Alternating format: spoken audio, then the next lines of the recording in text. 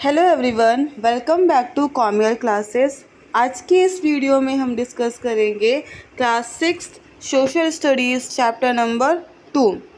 यहाँ पे हमने जो लास्ट क्लास है उसमें ये डिस्कस किया था ओशियन लाइफ के बारे में कि ओशियन कैसे होते हैं और ओशियंस की लाइफ क्या फॉर्म हो क्या क्या होती है, ऐसे कौन कौन से फ्लोरा एंड फौना है जो आपको ओशियन में देखने को मिलते हैं। इसके साथ साथ हमने डिस्कस किया था कि किस तरीके से ओशियन हमारे लिए बेनिफिशियल भी है और साथ ही साथ किस तरीके से ये हमारे जो इकॉनमी है उसको डिस्ट्रक्ट भी करता है। तो इन सब चीज़ों को हमने इन डिटेल में डिस्कस कर लिया था। Now come to the this box in which information is given.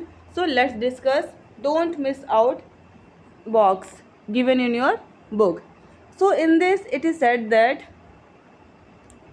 United Nations has designed June 8 as World Ocean Day. Please remember this date, June 8 as a world ocean day. तो यहाँ पे United nation है, ठीक है। ये United nation जो है इसने डिसाइड किया कि हम जून 8 को वर्ल्ड ओशियन डे के तहत मनाएंगे, वर्ल्ड ओशियन डे के रूप में मनाएंगे। अब क्यों मनाएंगे, प्लीज़ पहली चीज़ जून 8 को आप अच्छे से रिमार्क कर लीजिएगा। इस दिन हम कौन सा डे मनाते हैं, तो जून 8 को हम वर्ल्ड ओशियन डे मनाते हैं।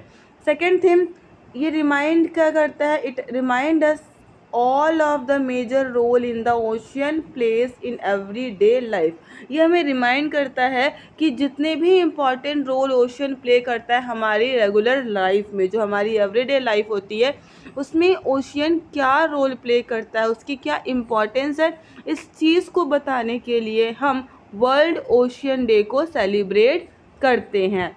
Next, it serve as the lungs of our planet. अब इसे क्या कहा जा रहा है, ओशियंस को कहा जा रहा है कि ये हमारे प्लैनेट के लंग्स, जैसे फेफड़े हैं उसकी तरह काम करते हैं। क्यों, प्लैनेट मतलब हमारा जो अर्थ है, हमारे अर्थ के लिए उसका लंग्स है। अब ऐसा क्यों है, जैसे हमारे लंग्स हमें रेस्पिरेटरी सिस्टम हेल्प करते हैं, इसी तरीके से ये क्या है, हमारे अर्थ का लंग्स है। अब क्यों कहा जा रहा है ऐसा, what is the reason behind this? So it is said because a major source of food and medicine and a critical part of biosphere. क्यों, बहुत सारे जो सोर्स है हमारे फूड के वो कहाँ से आते हैं, ओशियन से आते हैं। प्लस मेडिसिन्स के लिए बहुत सारे जो मटेरियल्स है वो कहाँ से प्रोवाइड होती है हमारी, वो भी हमें ओशियन से मिलता है। एंड नेक्स्ट थिंग, ये बायोस्फीयर का पार्ट है, ठीक है, बायोस्फीयर का पार्ट है। जैसे आपने बायोस्फीयर पढ़ा है ना, पूरा का पूरा एटमॉस्फेयर, लिथोस्फीयर वगैरह, इसी तरीके से ये क्या है, पूरा का पूरा इन सबको मिला के आपका क्या बनता है, बायोस्फीयर। तो it is a part of our biosphere, that is why it is very important and it is said that it's a lung of our planet, इसीलिए इसे हम क्या कहते हैं, लंग्स कहते हैं, ठीक है। Next, scientific studies have shown how the oceans are polluted human activity. अब यहाँ पे कहा जा रहा है पॉल्यूटेड बाय ह्यूमन एक्टिविटी, कि साइंटिफिक ने रिसर्च किया और स्टडीज़ की, ये बताया कि किस तरीके से हमारी जो एक्टिविटीज़ है, हम जो काम करते हैं, due to our activities oceans are getting polluted day by day.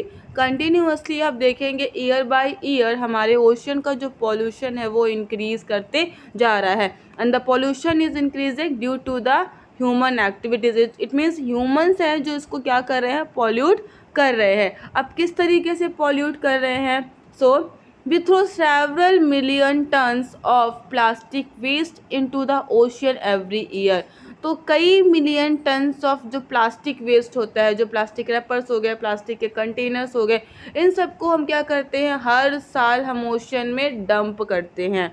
इसके अलावा चोकिंग मरीन लाइफ, इससे क्या होती है, जो मरीन लाइफ मतलब जितने भी मरीन फ्लोरा एंड फौना है उनकी लाइफ को ये इफ़ेक्ट करता है। Next, there are several other forms, ठीक है, इसके अलावा और भी फॉर्म्स है जिसके थ्रू हम क्या करते हैं, पॉल्यूशन क्रिएट करते हैं ओशियंस में। एक तो ये है कि हम थ्रो करते हैं डिफरेंट काइंड्स ऑफ प्लास्टिक्स। दूसरा है, as a result the marine environment is under threat, जिसकी वजह से due to increasing this pollution हमारा जो मरीन एनवायरनमेंट है, मरीन एनवायरनमेंट मतलब जो वाटर के अंदर का जो एनवायरनमेंट है, समुद्र के नीचे का जो पूरा का पूरा एनवायरनमेंट है, वो किस में है, खतरे में है। थ्रेट मीन्स खतरा, वो कंटिन्यूसली धीरे धीरे खतरे में है और वो खतरा धीरे धीरे क्या होता जा रहा है, बढ़ते जा रहा है। अब दूसरी चीज़ क्या है, हम ह्यूमन बींग्स अपने ग्रीड को पूरा करने के लिए कंटिन्यूसली एनवायरनमेंट को एक्सप्लॉइट करते जा रहे हैं। अब आप नेक्स्ट पॉइंट में यही देखेंगे किस तरीके से ह्यूमंस एनवायरनमेंट को एक्सप्लॉइट कर रहे हैं। तो पहला तो था कि हम वेस्ट मटेरियल को क्या कर रहे हैं, डंप कर रहे हैं। Second is over fishing. Over fishing मतलब एक तो होती है फिशिंग की आप मछलियों को पकड़ते हैं, उसका ट्रेड करते हैं, लेकिन हम अपनी ग्रीड को पूरा करते हैं, जिसकी ग्रीड को पूरा करने के लिए क्या कर रहे हैं, कंटिन्यूसली लार्ज स्केल में फिशिंग कर रहे हैं। इट इज़ मतलब कि ओशियंस के अंदर इतना तो फ्लोरा एंड फौना बचा होना चाहिए कि ओशियंस की जो एनवायरनमेंट है उसको बैलेंस करके रखे। बट ह्यूमन क्या कर रहे हैं, ढेर सारी कंटिन्यूसली लार्ज स्केल में ओवर फिशिंग, ठीक है, मछलियों को फिश क्या करना, निकालना ओशियन से, ये काम शुरू हो रहा है। इट मीन्स एक्सेसिव फिशिंग, ठीक है, एक लिमिटेड अमाउंट से भी ज़्यादा आप फिशिंग कंटिन्यूसली कर रहे हैं, जिसकी वजह से हमारी मरीन लाइफ क्या होती है, डिक्लाइन करते हैं। जैसे आपने बैलेंस पढ़ा है अर्थ के ऊपर कि हमारे एनवायरनमेंट को इको बैलेंस होना चाहिए, इसी तरीके से हमारे अर्थ के नीचे जो ओशियंस है उसके अंदर के एनवायरनमेंट का भी बैलेंस होना ज़रूरी है, क्योंकि ये सारे एक दूसरे पे इंटरडिपेंडेंट होते हैं। जैसे अर्थ पे रहने वाले एनिमल्स, प्लांट्स एक दूसरे पे इंटरडिपेंडेंट है, इसी तरीके से मरीन लाइफ भी एक इंटरडिपेंडेंट है। अगर एक पर्टिकुलर स्पीशीज़ पूरी तरीके से ख़त्म हो जाएगी तो इसका इम्पैक्ट दूसरे दूसरे लिविंग्स पे होगा, दूसरे फ्लोरा एंड फौना पे होगा, जिससे क्या होगा, धीरे धीरे आपकी सारी स्पीसीज़ ख़त्म होती जाएगी और अल्टीमेटली आपका मरीन लाइफ पूरी तरीके से क्या हो जाएगा, डिस्ट्रैक्ट हो जाएगा।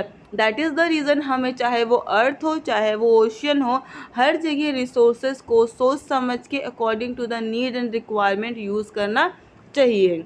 Next thing, it is our collective responsibility. So who is responsible और to protect all these things, इसके लिए रिस्पॉन्सिबिलिटी क्या है, गवर्नमेंट नहीं, गवर्नमेंट कुछ नहीं कर सकती है, बिकॉज गवर्नमेंट क्या है, वो बहुत सारे रूल्स पास करेगी, बट अल्टीमेटली पॉल्यूशन हम इंडिविजुअल ह्यूमन बींग्स क्रिएट करें। That is it is our responsibility to make our planet healthy, ठीक है।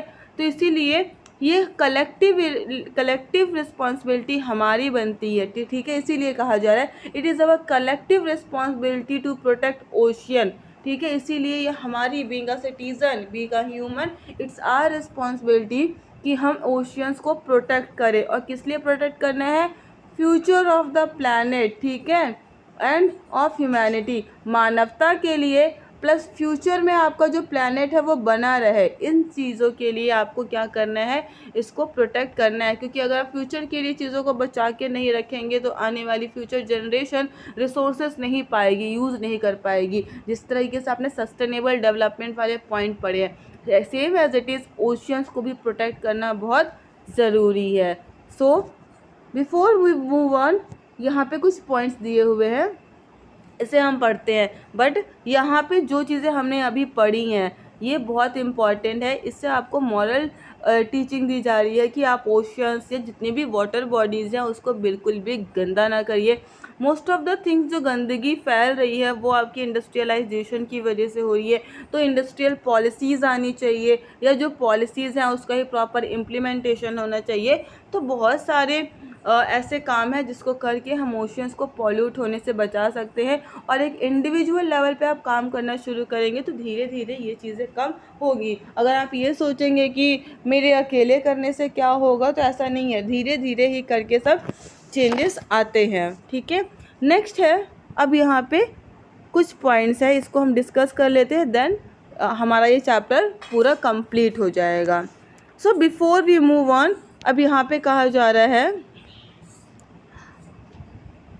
Earth surface has vast water bodies called ocean. ये हम पढ़ चुके हैं कि जो बड़ी वाटर बॉडीज़ होती हैं उसको ओशियंस कहते हैं, और जो बड़े कंटिनेंट, जो बड़े लैंड मासेस होते हैं उसको कंटिनेंट्स कहते हैं। अब ओशियंस आर इंटरकनेक्टेड, जो ओशियंस है एक दूसरे से कनेक्टेड हैं। ऐसा क्यों? क्योंकि आप पानी को बांट नहीं सकते हैं कि ये यहाँ का पानी है, ये यहाँ का पानी है। ये जितने भी ओशियंस हैं आपस में इंटरकनेक्टेड हैं, बस इनको पर्टिकुलर रीजन्स के अकॉर्डिंग क्लासीफाई कर दिया गया है। Next, northern hemisphere has more land than the southern hemisphere. ठीक है, नॉर्थ में क्या है, ज़मीन ज़्यादा है एज़ कम्पेयर टू साउथ। अब ये कैसे कह सकते हैं? Look at this map,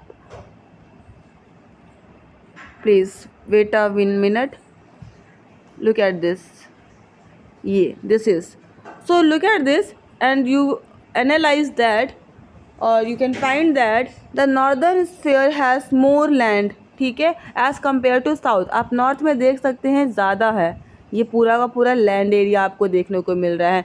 but in southern hemisphere you are seeing very less amount of land, यहाँ पे थोड़े थोड़े ज़मीन के टुकड़े हैं और जो एक है भी वो इनहेबिटेंट है। ठीक है, तो इसीलिए कहा जा रहा है नॉर्थ हेमिस्फेयर में ज़मीन ज़्यादा है और साउथ हेमिस्फेयर में ज़मीन कम है।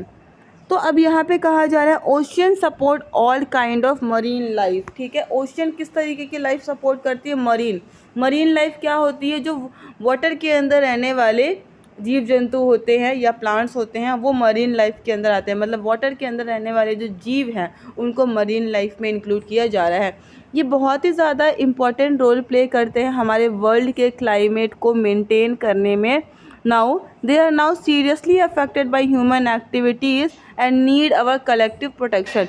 और इतना इम्पॉर्टेंट रोल प्ले करने के बाद भी ये धीरे धीरे क्या हो रहा है, ह्यूमन एक्टिविटीज़ की वजह से इफ़ेक्ट कर रही हैं, जिस टॉपिक को हमने रिसेंटली अभी पढ़ा है। और हमारी ये रिस्पॉन्सिबिलिटी बनती है कलेक्टिवली कि हम इसको क्या करें, प्रोटेक्ट करें। सो होप आपको इतना समझ में आया होगा। चैप्टर नंबर 1 की और चैप्टर नंबर 2 की अलग अलग पार्ट्स में टॉपिक वाइज वीडियोस इस चैनल में अपलोड कर दी गई हैं। आप जाके वीडियोस को इन डिटेल में पढ़ सकते हैं। So stay tune for the next chapter, we will discuss it soon. So till then take care of yourself, have a good day.